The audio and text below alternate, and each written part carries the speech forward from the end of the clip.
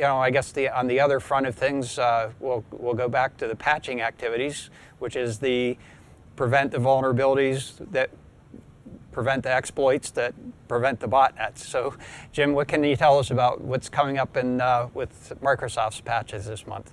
Today is Microsoft Patch Tuesday, and this month, for the month of April, they issued 11 bulletins. 4 of them Microsoft rated as critical, and the other 7 they rated as important. In order for Microsoft to rate something as critical, pretty much it has to be possible to exploit without any user intervention. And that's something that I have some personal disagreement with Microsoft about how they rate some of these things, but that's my personal problem. If the infection can be done by a user, if a user has to click on something, they won't rate that as critical. Mm-hmm. How many spams and spear phishing cases have we seen where the bad guys do a good job of luring somebody into clicking something, and telling them all the time not to click on links in their email doesn't completely stop it. So, but anyway, Mm-hmm. 4 of the bulletins this month Microsoft rated as critical. One of them was the Internet Explorer update, which patches something like 7 or 10 CVEs. There was a Microsoft Office bulletin that allowed remote code execution, and this is one that currently there are exploits in the wild. So MS-15-033 is very important if you're running Office 2007 or 2010. Microsoft rates it only as important if you're running Office 2013 or Office 365, but critical for 2007, 2010. MS-15-034 is in the http.sys drivers, and basically any Windows system that is running a web server, be it IIS or Apache or whatever, this one is critical to apply there. That they could be exploited by sending a malicious crafted HTTP GET request. And this is Jim Clausing with a quick update. At the time we recorded the show on Tuesday afternoon, I mentioned that MS-15-034, the http.sys vulnerability, was one of the critical bulletins released by Microsoft, but at that time there was no exploit in the wild. As of this morning, Thursday morning, April 16th, not only is there an exploit in the wild, there are 2 versions of the exploit in the wild now. One is a simple denial of service, and the second one is a remote code execution. Unfortunately, the denial of service one is the easier one to do, and it is being actively exploited. There is at least one system out of Turkey that is actively scanning across the internet using the denial of service version of the exploit. So it is now highly imperative that if you have a web server running on a Windows system, that you apply MS-15-034 as soon as possible. The exploit works over SSL, so your intrusion prevention systems may not be able to protect you against it.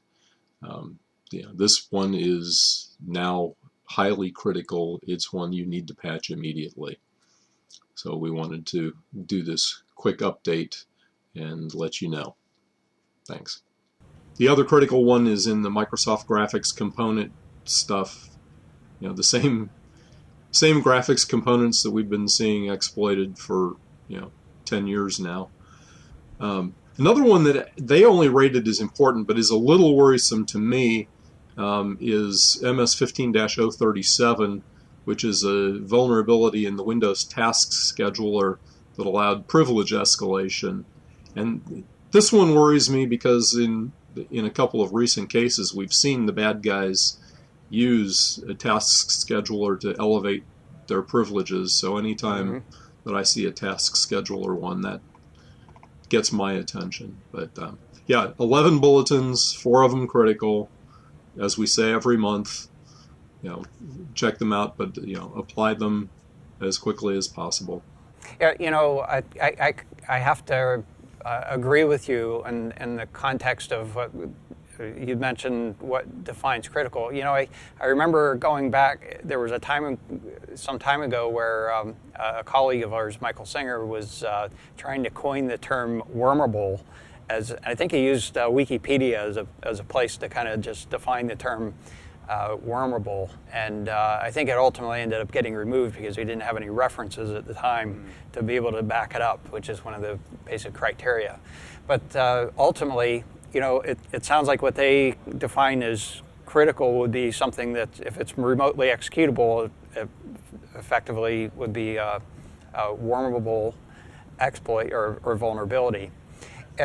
I think you pointed out one that has exploits in the wild, and my opinion, I guess maybe it's the dynamics or being able to change the criticality of a vulnerability based on the fact that there are exploits in the wild, and perhaps that's what's resisting it. But I think that is a factor to consider, even to consider how practical it might be to create an exploit relatively reasonably.